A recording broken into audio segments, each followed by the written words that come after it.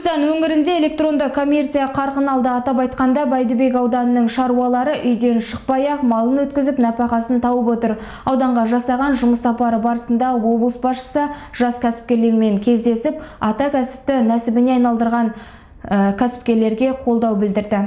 Мен өте қуанам. Осы міне жаңа буын шығып жатыр. Бұндай жастар жоқ. Жинақы бір-бірімен осы байланысып бірігіп сондай тіл жасап жатқан жастар мен көрмеймін. Бірақ біздің ауданда осындай болды. Өте жақсы, керемет. Қолдаймыз біз. Тағы не керек бәрін.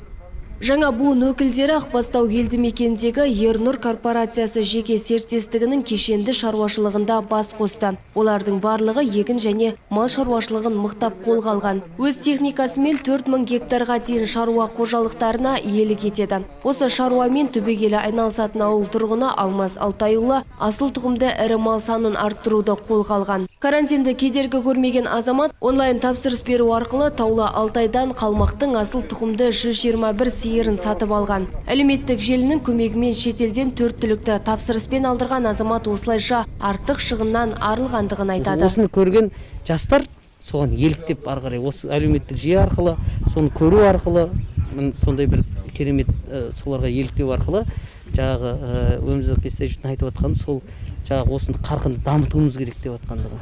Бұрын мысалға мал базарға бару үшін міндетті түрде түнде мал базарға жаңағы малын артуытығын одан апарасыз. Ол жерден мысалға мал базардың қазық басына төлейсің, жаңағы малға кіргенге шыққанға жаңағы сеске анаға мынаған төлегеннің барлығы қазіргі таңда жойылды. Осы әлеуметтік жүйе арқылы сауда жүріп жатыр қазір.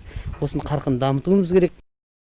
Ауданда 4 түлікті онлайн түрде саудалау ісі қарқын алған. Коронавирус індетіне байланысты мал базарларының жабылуы бөгет болмаған бәйдібектіктер ел арасында жиі пайдаланатын мессенджерлерде сауда жүретін чаттар ашқан. Онлайн базарда жылқы, сиыр, қой, ешкі және үй құсының түрін, тіпті экзотикалық тауыс құсына дейін сатып алуға болады. Аудан жастары 4 түлікті саудалауға арнайы сайт құрастыруға кіріспек. Әзірге мал сатып алу үшін 7000-ға жуық тұрғын WhatsApp және Telegram мессенджерлері арқылы берекелі Бәйдібек мал базары чатына тіркеліп пайдалану тиімділігін түсінген.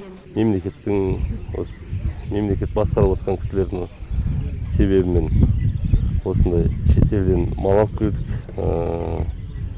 Ауыл шаруашылық қолдау қоры деген не бар. Содан 70 миллионға ақша алып, 70 миллионның 27 миллион субсидиясын осы уақытта уже өндіріп алдық. Қазір жағдай жақсы, малдың бәрі өсіп жатыр. Жерсінде деуге болады. Ауыл шаруашылығы басқармасы берген мәліметке сүйенсек, осы жылдың 9 айында өңірде мал басы шамамен 5-7 ал өндіру 2,2%-ға артқан. Сонымен қатар мал тұқымын асылдандыру үшін шетелден мал әкелу мәселелерде тоқтамапты. Карантинге қарамай биылдыққа сырттан 3000-ға жуық ірі қара сатып алынған. Одан бөлек түйе шаруашылығын дамыту үшін 1305 бас ойсыл қара тұқым алынған. Жүйелі жұмыстардың арқасында өңірде мал бағасын бір қалыпта ұстап тұруға мүмкіндік туған. Нәтижесінде мал баққан шаруаларда шығынға батпай өңірде 4 түлік өнімінің негізсіз қымбаттауына жол берілмеген. Қазір өңірде өндірілген ет өнімдері ел аумағымен қатар көрші Өзбекстан Республикасына саудалануда. Алтынай Өтебек, Әділбек Сұлтанхан, RTV жаңалықтары.